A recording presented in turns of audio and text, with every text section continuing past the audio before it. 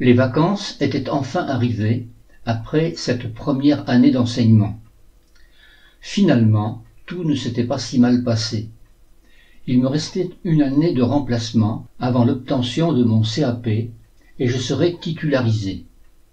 Seule ombre au tableau, les relations avec mon père s'étaient dégradées.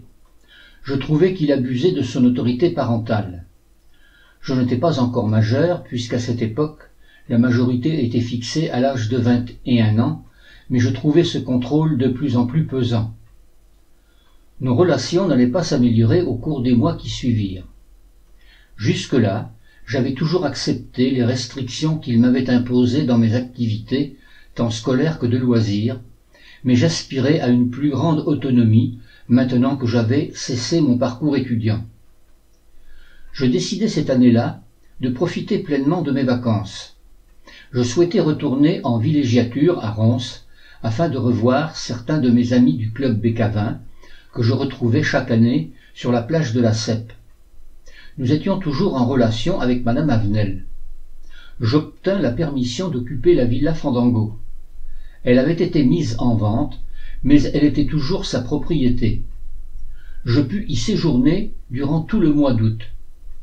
Contrairement à notre premier séjour dans cette villa, j'avais décidé de n'emporter avec moi que le strict nécessaire, comme lorsque l'on campe sous une tente, un matelas, un réchaud et quelques instruments pour cuisiner. Ce qui me plut moins, c'est que l'on m'imposait d'emmener avec moi un de mes petits cousins, Alain, qui avait 11 ans. Cela contrariait mes plans, mais je n'eus pas le choix. À Rons, je retrouvai avec plaisir Monique, sa sœur Nicole, Frédéric, son frère et leur mère. Cette famille était présente tous les étés durant toute la période des grandes vacances. Les parents étaient deux cousins germains. On pense que leur union avait eu des conséquences sur leurs enfants à cause de leur consanguinité. Nicole était restée naine. Elle mesurait 1,20 m. Frédéric n'était pas très grand non plus. Seule Monique était d'une taille à peu près normale, mais elle avait une myopie très prononcée. J'étais très ami avec toute la famille, et la maman accepta de surveiller mon petit cousin Alain lorsque j'avais l'occasion de partir en balade avec les autres copains de plage. Comme nous étions au mois d'août, certaines de mes connaissances, présentes en juillet, n'étaient plus là. D'autres vacanciers faisaient partie des jeunes qui se retrouvaient autour du club Bécavin. Nous étions deux groupes d'une vingtaine environ.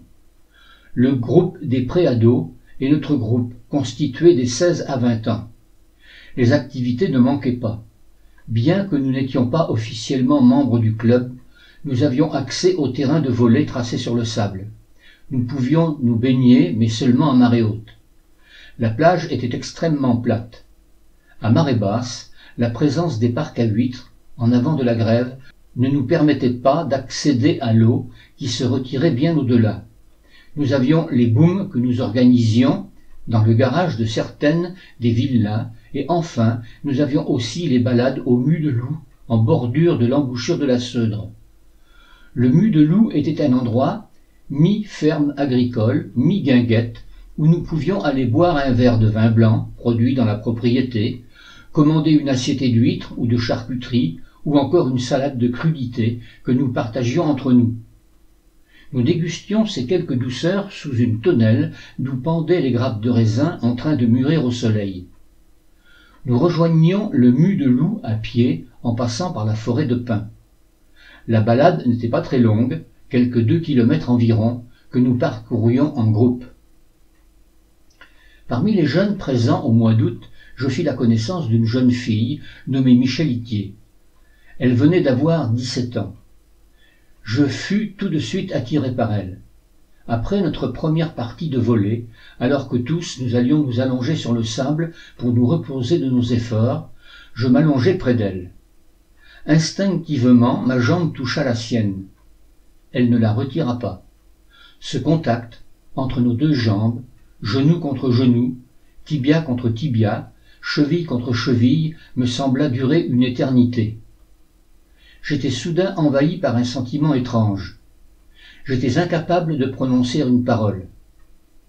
Je tournai la tête vers elle. Elle me souriait. Nos regards se croisèrent. J'étais devenu amoureux. Michel n'était pas la plus jolie fille du groupe. Elle n'était pas de celles qui font se retourner les garçons sur leur passage. Mais Michel avait une présence, un charme que je ne saurais décrire. Elle n'était pas de ces filles qui se maquillent pour attirer le regard. J'étais subjugué. À partir de ce moment, nous ne nous sommes plus quittés. J'appris que Michel était normalienne à l'école normale de jeunes filles d'Angoulême, dans le quartier de ma campagne. Elle habitait Jarnac, en Charente, à une vingtaine de kilomètres des rivières. Son père était un militaire en retraite. Il avait été adjudant.